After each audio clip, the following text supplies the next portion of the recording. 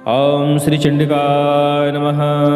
आज आप दिव्य देवी कवच श्रवण करने जा रहे हैं। माता दुर्गा का यह शक्तिशाली कवच जो व्यक्ति पाठन करता है, श्रवण करता है, उसके चारों तरफ एक ऐसा कवच का निर्माण होता है जिस कवच के निर्माण के बाद कोई भी बुरी शक्ति आपके ऊपर प्रहार नहीं कर सकती। यहाँ तक कि समस्त प्रकार के काला जादू समाप्त हो जाते हैं, नकारात्मक शक्तियों का नाश होता है और शत्रु भी हमारा कुछ नहीं बिगाड़ सकता। उसके समस्त प्रकार के तंत्र टोना टोटका विफल हो जाते हैं। इस कवच का जो व्यक्ति नित्य प्रतिदिन पाठन करने का प्रयास करता है या नवरात्रि गुप्त नवरात्रि में इस कवच का पाठ करता है, माता की कृपा उसके ऊपर निश्चित ही बनी रहती है। समस्त प्रकार की रोग व्याधियां दूर होती हैं, घर से कलह कलेश शांत होता है, नकारात्मक शक्तियां तो दूर होती ही हैं, साथ में दरिद्रता भी हमारे घर से दूर हो जाती है। चलिए श्रवण करते हैं दिव्य देवी कवच, जो कि हमने 3 पाठ आपको श्रवण कराने के लिए उपलब्ध कराए हैं। माँ भगवती दुर्गा का ध्यान करिए, माता चंडी का ध्यान करिए और इस कवच को लगातार श्रवण करिए। श्रीदेव्याः कवचम् ॐ अस्य श्रीचण्डी कवचस्य ब्रह्मा ऋषिः अनुष्टोप्छन्दः चामुण्डा देवता अगन्या सूक्तमातरो बीजं दिगबन्धदेवतास्तत्त्वं श्रीजगदम्बा प्रीत्यर्थे सप्तशती पाठाङ्गत्तेन जपे विनियोगः। ॐ नमश्चण्डिकायै। मार्कण्डेय उवाच ॐ यद्गुह्यं परमं लोके सर्वरक्षाकरं नृणां यन्न कस्यचिदाख्यातं तन्मे ब्रूहि पितामह। ब्रह्मोवाच अस्ति गुह्यतमं विप्र सर्वभूतोपकारकं देव्यास्तु कवचं पुण्यं तच्छृणुष्व महामुने। प्रथमं शैलपुत्री च द्वितीयं ब्रह्मचारिणी तृतीयं चन्द्रघण्टेति कूष्माण्डेति चतुर्थकं पञ्चमं स्कन्दमातेति षष्ठं कात्यायनीति च सप्तमं कालरात्रीति महागौरीति चाष्टमं नवमं सिद्धिदात्री च नवदुर्गाः प्रकीर्तिताः। उक्तान्येतानि नामानि ब्रह्मणैव महात्मना अग्निना दह्यमानस्तु शत्रुमध्ये गतोरणे विषमे दुर्गमे चैव भयार्ताः शरणं गताः न तेषां जायते किञ्चित् अशुभं रणसङ्कटे आपदं तस्य पश्यामि शोकदुःखभयं नहि यैस्तु भक्त्या स्मृता नूनं तेषां वृद्धिः प्रजायते। ये त्वां स्मरन्ति देवेशि रक्षसैतान्न संशयः। प्रेतसंस्था तु चामुण्डा वाराही महिषासना महेन्द्री गजसमारूढा वैष्णवी गरुडासना माहेश्वरी वृषारूढा कौमारी शिखिवाहना लक्ष्मी पद्मासना देवी पद्महस्ता हरिप्रिया श्वेतरूपधरा देवी ईश्वरी वृषवाहना ब्राह्मी हंस समारूढ़ा सर्वाभरणभूषिता इत्येता मातरः सर्वा सर्वयोगसमन्विता नानाभरणशोभाढ्या नानारत्नोपशोभिता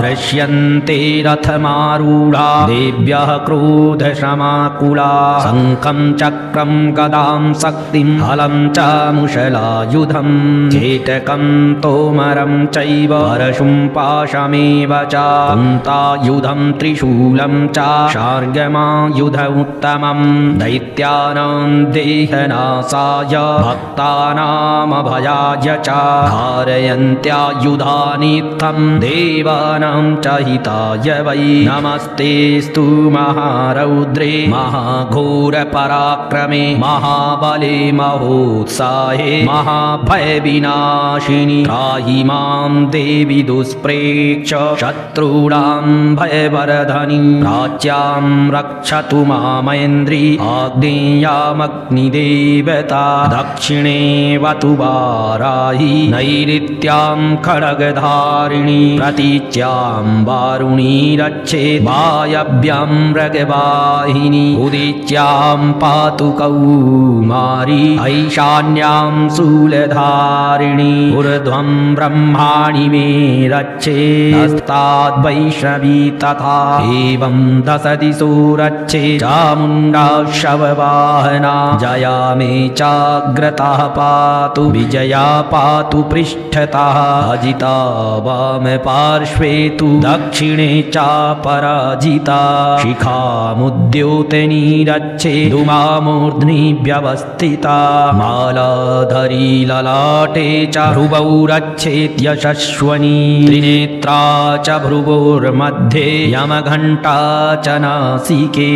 शङ्खनी चक्षुषोर्मध्ये श्रोत्रयोर्द्वारवासिनी कपोलौ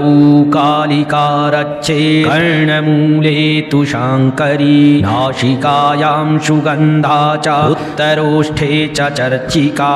अधरे चामृतकला जिह्वायां च सरस्वती दन्तान् रक्षतु कौमारी कण्ठदेशे तु चण्डिका घण्टिकां चित्रघण्टा च महामाया च तालुके कामाक्षी चिबुकं रक्षेत् वाचं मे सर्वमङ्गला ग्रीवायां भद्रकाली च पृष्ठवंशे धनुर्धरी नीलग्रीवा बहिः कण्ठे नलिकां नलकूबरी स्कन्धयोः खड्गनी रक्षेत् बाहू मे वज्रधारिणी हस्तयोर्दण्डनी रक्षेत् अम्बिका चाङ्गुलीषु च नखाञ्चूलेश्वरी रक्षेत् कुच्छौ रक्षेत् कुलेश्वरी स्तनौ रक्षेत् महादेवी मनः शोकविनाशिनी हृदये ललिता देवी उदरे शूलधारिणी नाभौ च कामिनी रक्षेत् गुह्यं गुह्येश्वरी तथा पूतना कामिका मेढ्रम् उदे महिषवाहिनी कट्यां भगवती रक्षेत् जानुनी बिन्दवासिनी जङ्घे महाबला रक्षेत् सर्वकामप्रदायिनी उल्फयोर्नारसिंहे च पादपृष्ठे तु तैजसी पादाङ्गुलीषु श्रीरक्षेत् पादाधस्थलवासिनी नखान्दंष्ट्राकराली च केशांश्चैवोर्ध्वकेशनी रोमकूपेषु कौबेरी त्वचं वागीश्वरी तथा रक्तमज्जावसामासान्यस्थि मेदांसि पार्वती अन्त्राणि कालरात्रिश्च पित्तं च मुकुटेश्वरी पद्मावती पद्मकोशे कफे चूडामणिस्तथा ज्वालामुखी नखज्वालामभेद्या सर्वसन्धिषु शुक्रं ब्रह्माणि मे रक्षेत् छायां छत्रेश्वरी तथा अहङ्कारं मनोबुद्धिं रक्षेन्मे धर्मधारिणी प्राणापानौ तथा व्यानौ उदानं च समानकं वज्रहस्ता च मे रक्षेत् प्राणं कल्याणशोभना रसे रूपे च गन्धे च शब्दे स्पर्शे च योगिनी सत्त्वं रजस्तमश्चैव रक्षेन्नारायणी सदा आयु रक्षतु वाराही धर्मं रक्षतु वैष्णवी यशः कीर्तिं च लक्ष्मीं च धनं विद्यां च चक्रिणी गोत्रमिन्द्राणि मे रक्षे पशून् मे रक्ष चण्डिके पुत्रान् रक्षेन्महालक्ष्मी भार्यां रक्षतु भैरवी पन्थानं सुपथा रक्षेन् मार्गं क्षेमकरी तथा राजद्वारे महालक्ष्मी विजया सर्वतः स्थिता रक्षाहीनं तु यतस्थानं वर्जितं कवचेन तु तत्सर्वं रक्ष मे देवी जयन्ती पापनाशिनी पदमेकं न गच्छेत्तु यदिच्छेच्छुभमात्मनः कवचेनावृतो नित्यं यत्र यत्रैव गच्छति तत्र तत्रार्थलाभश्च विजयः सार्वकामिकः यं यं चिन्तयते कामं तं तं प्राप्नोति निश्चितं परमैश्वर्यमतुलं प्राप्स्यते भूतले पुमान् निर्भयो जायते मर्त्यः संग्रामेष्वपराजितः त्रैलोक्ये तु भवेत् पूज्यः कवचेनावृतः पुमान् इदं तु देव्याः कवचं देवानामपि दुर्लभं यः पठेत् प्रयतो नित्यं त्रिसन्ध्यं श्रद्धयान्वितः दैवी कला भवेत् तस्य त्रैलोक्येष्वपराजितः जीवेत् वर्षशतं साग्रम् अपमृत्यु नष्टन्तु विवर्जिताः नश्यन्ति व्याधयः सर्वे दूता विस्फोटकादयः स्थावरं जङ्गमं चैव कृत्रिमं चापि यद्विषम् अभिचाराणि सर्वाणि मन्त्रयन्त्राणि भूतले भूचराः खेचराश्चैव जलजाश्चोपदेशिकाः सहजा कुलजा माला डाकिनी शाकिनी तथा अन्तरिक्षचरा घोरा डाकिन्यश्च महाबलाः ग्रहभूतपिशाचाश्च यक्षगन्धर्वराक्षसाः ब्रह्मराक्षसवेताला कूष्माण्डा भैरवादयः नश्यन्ति दर्शनात् तस्य कवचेर्हृदि संस्थिते मानोन्नतिर्भवेद्राज्ञ तेजो वृद्धिकरं परं यशसा वर्धते सोऽपि कीर्तिमण्डितभूतले जपेत् सप्तशतीं चण्डीं कृत्वा तु कवचं पुरा यावद्भूमण्डलं धत्ते सशैलवनकाननं तावत्तिष्ठति मेदिन्यां सन्ततिः पुत्रपौत्रिकी देहान्ते परमं स्थानं यत्सुरैरपि दुर्लभं प्राप्नोति पुरुषो नित्यं महामाया प्रसादतः लभते परमं रूपं शिवेन सह मोदते। ॐ श्रीदेव्याः कवचं सम्पूर्णम्। श्रीदेव्याः कवचम्। ॐ अस्य श्रीचण्डीकवचस्य ब्रह्मा ऋषिः अनुष्टोप्छन्दः चामुण्डा देवता अगन्यासूक्तमातरो बीजं दिग्बन्धदेवतास्तत्त्वं श्रीजगदम्बा प्रीत्यर्थे सप्तशती पाठाङ्गत्तेन जपे विनियोगः। ॐ नमश्चण्डिकायै। मार्कण्डेय उवाच ॐ यद्गुह्यं परमं लोके सर्वरक्षाकरं नृणां यन्न कस्यचिदाख्यातं तन्मे ब्रूहि पितामह। ब्रह्मोवाच अस्ति गुह्यतमं विप्र सर्वभूतोपकारकं देव्यास्तु कवचं पुण्यं तच्छृणुष्व महामुने। प्रथमं शैलपुत्री च द्वितीयं ब्रह्मचारिणी तृतीयं चन्द्रघण्टेति कूष्माण्डेति चतुर्थकं पञ्चमं स्कन्दमातेति षष्ठं कात्यायनीति च सप्तमं कालरात्रीति महागौरीति चाष्टमं नवमं सिद्धिदात्री च नवदुर्गाः प्रकीर्तिताः। उक्तान्येतानि नामानि ब्रह्मणैव महात्मना अग्निना दह्यमानस्तु शत्रुमध्ये गतो रणे विषमे दुर्गमे चैव भयार्ताः शरणं गताः न तेषां जायते किञ्चित् अशुभं रणसङ्कटे आपदं तस्य पश्यामि शोकदुःखभयं नहि यैस्तु भक्त्या स्मृता नूनं तेषां वृद्धिः प्रजायते। ये त्वां स्मरन्ति देवेशि रक्षसेतान्न संशयः प्रेतसंस्था तु चामुण्डा वाराही महिषासना महेन्द्री गजसमारूढा वैष्णवी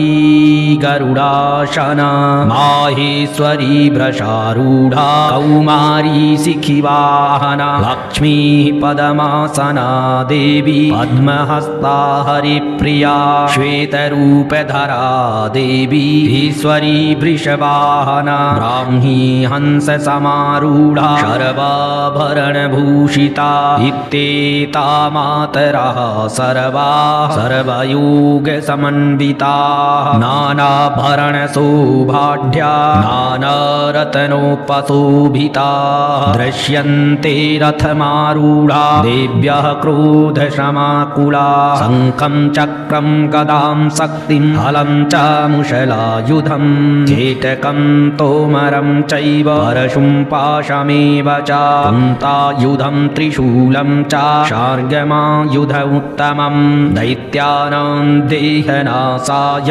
भक्तानामभयाय च धारयन्त्यायुधानित्थं देवानां च हिताय वै। नमस्तेस्तु महारौद्रे महाघोरपराक्रमे महाबले महोत्साहे महाभयविनाशाय विनाशिनी त्राहि मां देवी दुष्प्रेक्ष शत्रूणां भयवर्धनी प्राच्यां रक्षतु मामेन्द्री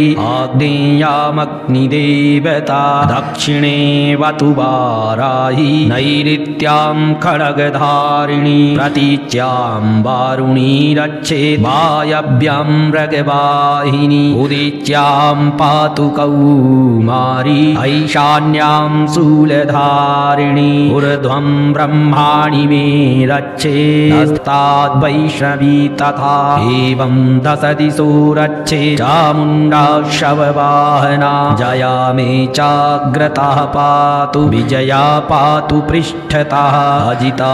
वाम पार्श्वे तु दक्षिणे चा पराजिता शिखामुद्योतनी रक्षेत् धूमामूर्ध्नि व्यवस्थिता मालाधरी ललाटे च भ्रुवौ रक्षेत् यशस्वनी त्रिनेत्रा च भ्रुवोर्मध्ये यमघण्टा च नासिके शङ्खनी चक्षुषोर्मध्ये श्रोत्रयोर्द्वारवासिनी कपोलौ कालिका रक्षेत् कर्णमूले तु शाङ्करी नासिकायां सुगन्धा च उत्तरोष्ठे च चर्चिका अधरे चामृतकला जिह्वायां च सरस्वती दन्तान् रक्षतु कौमारी कण्ठदेशे तु चण्डिका घण्टिकां चित्रघण्टा च महामाया च तालुके कामाक्षी चेबुकं रक्षेत् वाचं मे सर्वमङ्गला ग्रीवायां भद्रकाली च पृष्ठवंशे धनुर्धरी नीलग्रीवा बहिः कण्ठे नलिकां नलकूबरी स्कन्धयोः खड्गनी रक्षेत् बाहू मे वज्रधारिणी हस्तयोर्दण्डनी रक्षेत् अम्बिका चाङ्गुलीषु च नखाञ्चूलेश्वरी रक्षेत् कुच्छौ रक्षेत् कुलेश्वरी स्तनौ रक्षेन्महादेवी मनः शोकविनाशिनी हृदये ललिता देवी उदरे शूलधारिणी नाभौ च कामिनी रक्षेत् गुह्यं गुह्येश्वरी तथा पूतना कामिका मेढ्रं बुधे महिषवाहिनी कट्यां भगवती रक्षेत् जानुनी विन्ध्यवासिनी जङ्घे महाबला रक्षेत् सर्वकामप्रदायिनी उल्फयोर्नारसिंहे च पादपृष्ठे तु तैजसी पादाङ्गुलीषु श्रीरक्षेत् पादाधस्थलवासिनी नखान्दंष्ट्राकराली च केशांश्चैवोर्ध्वकेशिनी रोमकूपेषु कौबेरी त्वचं वागीश्वरी तथा रक्तमज्जावसामासान्यस्थिमेदांसि पार्वती अन्त्राणि कालरात्रिश्च पित्तं च मुकुटेश्वरी पद्मावती पद्मकोशे कफे चूडामणिस्तथा ज्वालामुखी नखज्वालामभेद्या सर्वसन्धिषु शुक्रं ब्रह्माणि मे रक्षेत् छायां छत्रेश्वरी तथा अहङ्कारं मनोबुद्धिं रक्षेन्मे धर्मधारिणी प्राणापानौ तथा व्यानमुदानं च समानकं वज्रहस्ता च मे रक्षेत् प्राणं कल्याणशोभना रसे रूपे च गन्धे च शब्दे स्पर्शे च योगिनी सत्त्वं रजस्तमश्चैव रक्षेन्नारायणी सदा आयुरक्षतु वाराही धर्मं रक्षतु वैष्णवी यशः कीर्तिं च लक्ष्मीं च धनं विद्यां च चक्रिणी गोत्रमिन्द्राणि मे रक्षेत् पशून् मे रक्ष चण्डिके पुत्रान् रक्षेन्महालक्ष्मी भार्यां रक्षतु भैरवी पन्थानं सुपथा रक्षेन् मार्गं क्षेमकरी तथा राजद्वारे महालक्ष्मी विजया सर्वतः स्थिता रक्षाहीनं तु यतस्थानं वर्जितं कवचेन तु तत्सर्वं रक्ष मे देवी जयन्ती पापनाशिनी पदमेकं न गच्छेत्तु यदिच्छेच्छुभमात्मनः कवचेनावृतो नित्यं यत्र यत्रैव गच्छति तत्र तत्रार्थलाभश्च विजयः सार्वकामिकः यं यं चिन्तयते कामं तं तं प्राप्नोति निश्चितं परमैश्वर्यमतुलं प्राप्स्यते भूतले पुमान् निर्भयो जायते मर्त्यः संग्रामेष्व पराजितः त्रैलोक्ये तु भवेत् पूज्या कवचेनावृतः पुमान् इदं तु देव्याः कवचं देवानामपि दुर्लभं यः पठेत् प्रयतो नित्यं त्रिसन्ध्यं श्रद्धयान्वितः दैवी कला भवेत् तस्य त्रैलोक्येष्वपराजिता जीवेत् वर्षशतं साग्रम् अपमृत्युविवर्जितः नश्यन्ति व्याधयः सर्वे दूता विस्फोटकादयः स्थावरं जङ्गमं चैव कृत्रिमं चापि यद्विषम् अभिचाराणि सर्वाणि मन्त्रयन्त्राणि भूतले भूचराः खेचराश्चैव जलजाश्चोपदेशिकाः सहजा कुलजामाला डाकिनी शाकिनी तथा अन्तरिक्षचरा घोरा डाकिन्यश्च महाबलाः ग्रहभूतपिशाचाश्च यक्षगन्धर्वराक्षसाः ब्रह्मराक्षसवेताला कूष्माण्डा भैरवादयः नश्यन्ति दर्शनात् तस्य कवचेर्हृदि संस्थिते मानोन्नतिर्भवेद्राज्ञ तेजो वृद्धिकरं परं यशसा वर्धते सोऽपि कीर्तिमण्डितभूतले जपेत् सप्तशतीं चण्डीं कृत्वा तु कवचं पुरा यावद्भूमण्डलं धत्ते सशैलवनकाननं तावत्तिष्ठति मेदिन्यां सन्ततिः पुत्रपौत्रिकी देहान्ते परमं स्थानं यत्सुरैरपि दुर्लभं प्राप्नोति पुरुषो नित्यं महामाया प्रसादतः लभते परमं रूपं शिवेन सह मोदते ॐ श्रीदेव्याः कवचं सम्पूर्णम् श्रीदेव्याः कवचम् ॐ अस्य श्रीचण्डीकवचस्य ब्रह्मा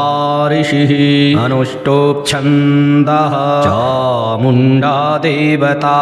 अगन्यासूक्तमातरो बीजं दिग्बन्धदेवतास्तत्त्वं श्रीजगदम्बा प्रीत्यर्थे सप्तशती पाठाङ्गत्तेन जपे विनियोगः ॐ नमश्चण्डिकायै मार्कण्डेय उवाच ॐ यद्गुह्यं परमं लोके सर्वरक्षाकरं नृणां यन्न कस्यचिदाख्यातं तन्मे ब्रूहि पितामह ब्रह्मोवाच अस्ति गुह्यतमं विप्र सर्वभूतोपकारकं देव्यास्तु कवचं पुण्यं दक्षिणुषु महामुने प्रथमं शैलपुत्री च द्वितीयं ब्रह्मचारिणी तृतीयं चन्द्रघण्टेति कूष्माण्डेति चतुर्थकं पञ्चमं स्कन्दमातेति षष्ठं कात्यायनीति च सप्तमं कालरात्रीति महागौरीति चाष्टमं नवमं सिद्धिदात्री च नवदुर्गाः प्रकीर्तिताः उक्तान्येतानि नामानि ब्रह्मणैव महात्मना अग्निना दह्यमानस्तु शत्रुमध्ये गतोरणे विषमे दुर्गमे चैव भयार्ताः शरणं गताः न तेषां जायते किञ्चित् अशुभं रणसङ्कटे आपदं तस्य पश्यामि शोकदुःखभयं नहि यैस्तु भक्त्या स्मृता नूनं तेषां वृद्धिः प्रजायते ये त्वां स्मरन्ति देवेशि रक्षसैतान्न संशयः प्रेतसंस्था तु चामुण्डा वाराही महिषासना महेन्द्री गजसमारूढा वैष्णवी गरुडासना माहेश्वरी वृषारूढा कौमारी शिखिवाहना लक्ष्मी पदमासना देवी पद्महस्ता हरिप्रिया श्वेतरूपधरा देवी ईश्वरी वृषवाहना ब्राह्मी हंससमारूढा सर्वाभरणभूषिता इत्येता मातरः सर्वा सर्वयोगसमन्विताः नानाभरणशोभाढ्या नानारत्नोपशोभिताः दृश्यन्ते रथमारूढा देव्यः क्रोधसमाकुला शङ्खं चक्रं गदां शक्तिं हलं च मुशलायुधं चेटकं तोमरं चैव परशुं पाशमेव च कुन्तायुधं त्रिशूलं च शार्ङ्गमायुध उत्तमं दैत्यानां देहनाशाय भक्तानामभयाय च धारयन्त्यायुधानित्थं देवानां च हिताय वै नमस्तेस्तु महारौद्रे महाघोरपराक्रमे महाबले महोत्साहे महाभयविनाशिनि त्राहि मां देवि दुष्प्रेक्ष शत्रूणां भयवर्धनीं राज्यां रक्षतु मामेन्द्री आग्नेयामग्निदेवता दक्षिणे वतु वाराहि नैऋत्यां खड्गधारिणी प्रतीच्यां वारुणी रक्षेत् वायव्यां मृगवाहिनी उदीच्यां पातु कौमारी ऐशान्यां शूलधारिणी ऊर्ध्वं ब्रह्माणि मे रक्षेत् हस्ताद् वैष्णवी तथा एवं दश दिशो रक्षेत् चामुण्डा शववाहना जया मे चाग्रतः पातु विजया पातु पृष्ठतः अजिता वामपार्श्वे तु दक्षिणे चापराजिता शिखामुद्योतनी रक्षेत् उमामूर्ध्नि व्यवस्थिता मालाधरी ललाटे च भ्रुवौ रक्षेत् यशस्वनी त्रिनेत्रा च भ्रुवोर्मध्ये यमघण्टा च नासिके शङ्खनी चक्षुषोर्मध्ये श्रोत्रयोर्द्वारवासिनी कपोलौ कालिका रक्षेत् कर्णमूले तु शाङ्करी नासिकायां सुगन्धा च उत्तरोष्ठे च चर्चिका अधरे चामृतकला जिह्वायां च सरस्वती दन्तान् रक्षतु कौमारी कण्ठदेशे तु चण्डिका घण्टिकां चित्रघण्टा च महामाया च तालुके कामाक्षी चिबुकं रक्षेत् वाचं मे सर्वमङ्गला ग्रीवायां भद्रकाली च पृष्ठवंशे धनुर्धरी नीलग्रीवा बहिः कण्ठे नलिकां नलकूबरी स्कन्धयोः खड्गिनी रक्षेत् बाहू मे वज्रधारिणी हस्तयोर्दण्डनी रक्षेत् अम्बिका चाङ्गुलीषु च नखाञ्चूलेश्वरी रक्षेत् कुच्छौ रक्षेत् कुलेश्वरी स्तनौ रक्षेन्महादेवी मनः शोकविनाशिनी हृदये ललिता देवी उदरे शूलधारिणी नाभौ च कामिनी रक्षेत् गुह्यं गुह्येश्वरी तथा पूतना कामिका मेढ्रम् उदे महिषवाहिनी कट्यां भगवती रक्षेत् जानुनी बिन्धवासिनी जङ्घे महाबला रक्षेत् सर्वकामप्रदायिनी उल्फयोर्नारसिंहे च पादपृष्ठे तु तैजसी पादाङ्गुलीषु श्रीरक्षेत् पादाधस्थलवासिनी नखान्दंष्ट्राकराली च केशांश्चैवोर्ध्वकेशिनी रोमकूपेषु कौबेरी वचं वागीश्वरी तथा रक्तमज्जावसामासान्यस्थि मेदांसि पार्वती अन्त्राणि कालरात्रिश्च पित्तं च मुकुटेश्वरी पद्मावती पद्मकोशे कफे चूडामणिस्तथा ज्वालामुखी नखज्वालामभेद्या सर्वसन्धिषु शुक्रं ब्रह्माणि मे रक्षेत् छायां छत्रेश्वरी तथा अहङ्कारं मनोबुद्धिं रक्षेन्मे धर्मधारिणी प्राणापानौ तथा व्यानौ उदानं च समानकं वज्रहस्ता च मे रक्षेत् प्राणं कल्याणशोभना रसे रूपे च गन्धे च शब्दे स्पर्शे च योगिनी सत्त्वं रजस्तमश्चैव रक्षेन्नारायणी सदा आयु रक्षतु वाराहि धर्मं रक्षतु वैष्णवी यशः कीर्तिं च लक्ष्मीं च धनं विद्यां च चक्रिणी गोत्रमिन्द्राणि मे रक्षे पशून् मे रक्ष चण्डिके पुत्रान् रक्षेन्महालक्ष्मी भार्यां रक्षतु भैरवी पन्थानं सुपथा रक्षेन्मार्गं क्षेमकरी तथा राजद्वारे महालक्ष्मी विजया सर्वतः स्थिता रक्षाहीनं तु यतस्थानं वर्जितं कवचेन तु तत्सर्वं रक्ष मे देवी जयन्ती पापनाशिनी पदमेकं न गच्छेत्तु यदिच्छेच्छुभमात्मनः कवचेनावृतो नित्यं यत्र यत्रैव गच्छति तत्र तत्रार्थलाभश्च विजयः सार्वकामिकः यं यं चिन्तयते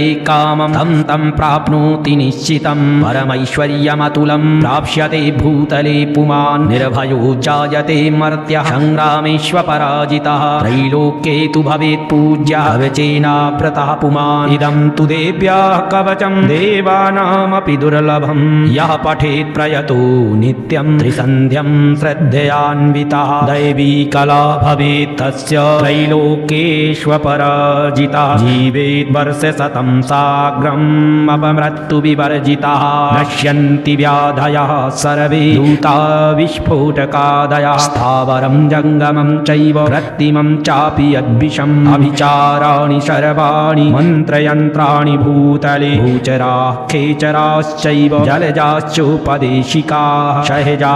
कुलजामाला डाकिनी शाकिनी तथा अन्तरिक्षचरा घोरा डाकिन्यश्च महाबलाः ग्रहभूतपिशाचाश्च यक्षगन्धर्वराक्षसाः ब्रह्मराक्षसवेताला कूष्माण्डा भैरवादयः नश्यन्ति दर्शनात् तस्य कवचेर्हृदि संस्थिते मानोन्नतिर्भवेद्राज्ञ तेजो वृद्धिकरं परं यशसा वर्धते सोऽपि कीर्तिमण्डितभूतले जपेत् सप्तशतीं चण्डीं कृत्वा तु कवचं पुरा यावद्भूमण्डलं धत्ते शशैलवनकाननं तावत्तिष्ठति मेदिन्यां सन्ततिः पुत्रपौत्रिकी देहान्ते परमं स्थानं यत्सुरैरपि दुर्लभं प्राप्नोति पुरुषो नित्यं महामाया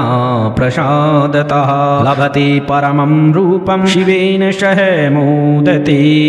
ॐ श्रीदेव्याः कवचं सम्पूर्णम्